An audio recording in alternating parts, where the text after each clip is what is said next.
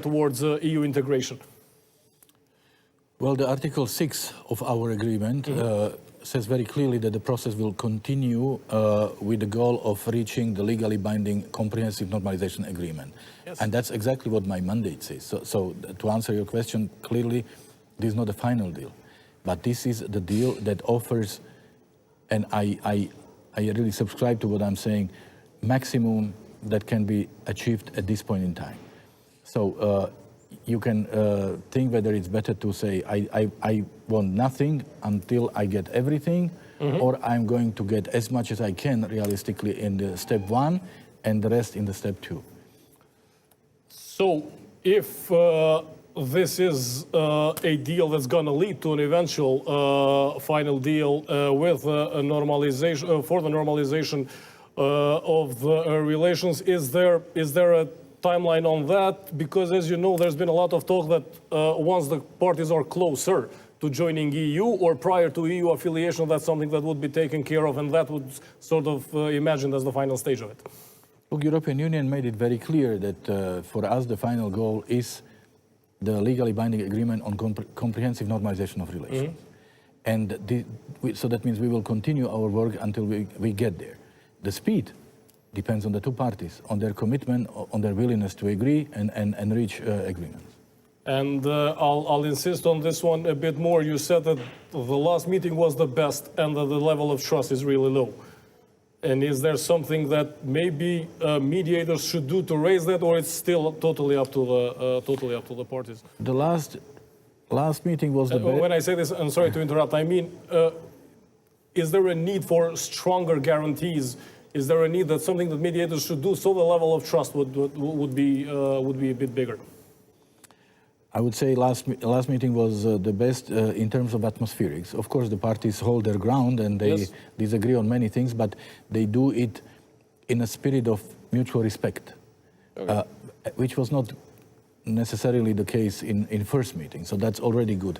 They are talking to each other, they are listening to each other, they disagree, but they respond in a way which you can only appreciate. That is very important. Now, what we can do, we are ready to do everything we can, but if you want to have an agreement on normalization, you should probably start with normalizing the atmosphere. So you should try to increase the trust between people here in Kosovo, between the majority and, let's say, the Kosovo-Serb population, and also between the Kosovo and Serbia. So it's naive to expect a grand deal on normalization when the atmosphere is full of hostility, when we have provocations, when we have crises on the ground. So this is a common sense, and this is my 35 years of experience as a diplomat. Last 6 months of the last year, we had 6 crises. So could you discuss normalization when you have to diffuse these crises? So that's why we need to start with small steps that will increase. Would you say that those 6 months are wasted? For the normalization, yes. Because there was zero progress on normalization. And not only on normalization, there was zero progress on energy, there was zero progress on missing persons, there was zero progress on regional representations and other issues that were discussed in the dialogue. But the moment you have crises, people are building barricades or are about to build barricades when there is a serious risk that there might be shooting and people might be killed, then of course you have to deal with the crisis. But this dialogue should not be about the crisis management. This dialogue should be about building foundations for a healthy, forward-looking, constructive relationship between Kosovo and Serbia. Is there a definition of direct communication channel between Kosovo-Serb community and Kosovo government?